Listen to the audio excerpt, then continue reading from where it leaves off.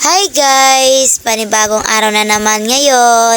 Bale ngayon ay Sunday. Samahan nyo na naman kami kung saan naman kami ngayon gogora with my family. Bale yung pupuntahan namin ay gustong gusto ng aking mga anak. Lalo na ako syempre. Ilang buwan na rin akong nakakaramdam ng sobrang init. Init, as in init ng pakiramdam.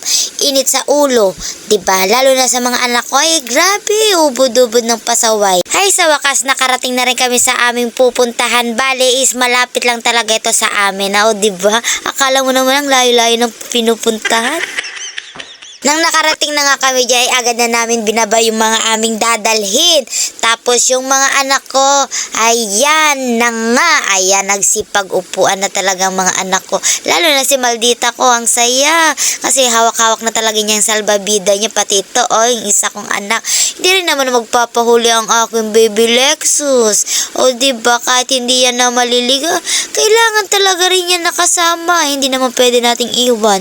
Sabi nga, pag gogora ka, at family bonding din namin yan, need talaga is lahat ng mga anak ay dapat kasama. Syempre, talagang mga anak ko ay mag-i-enjoy talaga dito kasi matagal na din kasi nila talaga na gustong mag-swimming.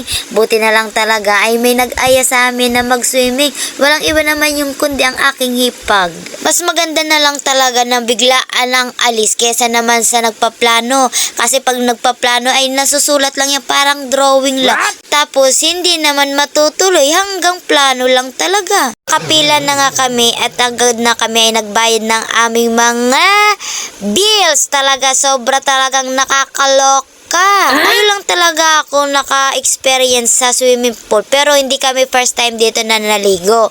Yung mga kids namin sa edad ng 2 taon is may bayad. Buo, kompleto ang bayad niya. Kung ano ang bayad sa adult, same as sa bata rin, ganun din ang bayad. Tapos, ito pa ang nakakaloka rin. Dumating na nga kami dyan is 12 o'clock na ng tanghali. Then, sinabi din sa amin na hanggang 5 lang daw open ng resort na yan na aming pinagsiswimmingan. O diba, saan ka pa nakahanap ng resort ng ganito? Sus ko, Mayo, yayaman talaga kayo. Kasi daw sinabi na iba daw ang rules nila. Bukod lang tangi ang nakalibre lang dyan ay yung ang baby ko wala daw bayad. Syempre, hindi naman makakapag-swimming yung baby ko kaya siguro walang bayad. Anyways, na sinabi ko nga sa mga anak ko ay kumain na muna tayo. Bali nga dyan guys, may kanya-kanya kaming dala ng mga pagkain. Tapos pinag-share-share na lang kami. May kanya-kanya mga menu bawat isa sa amin tapos kanin. O diba, para pag pinagsama-sama is marami naman talaga. Kaso yung mga anak ko, atat na talaga sila mag-swimming. Kaya yung kanilang papa is nagbobomba ng kanilang salbabida. Syempre, kailangan talaga nila yan para iwas din sa disgrasya, para hindi rin sila malunod. Ito nga pala guys, yung swimming pool na sinasabi ko. Ito is mga more pambata lang po talaga. Ito ay 3 feet. Kasi guys, yung swimming pool ng pambata is 2. Anyways, dito naman tayo sa kabilang swimming pool. Yung dito sa kabilang swimming pool naman is ay ang 5 feet. Pwede rin naman dito sa mga matanda at saka sa mga adult na talaga yung 5 feet na to. Tsaka meron din siya guys na pang slide talaga na siguradong mag-i-enjoy naman kayo. Bali, meron din dito guys din naman na 7 feet. Tapos, nasa inyo na lang yun guys kung saan kayo magsiswimming. Bali, total lang po ng swimming pool dito ay 4 lang po ang swimming pool dito. Ang ganda talaga guys ng nila ng tubig. Yung makikita mo is malinis talaga siya. Yung cottage naman nila guys, depende din naman sa person. Yung sa cottage nila sa price. Ang dami talagang naliligo ngayon. Kasi nga, summer na talaga. Ano pa ang hinihintay nyo? Go! Set nyo na nang maligo na kayo. Lalo na ngayon ay sobrang init talaga ang panahon. Need nyo na rin na mag-relax.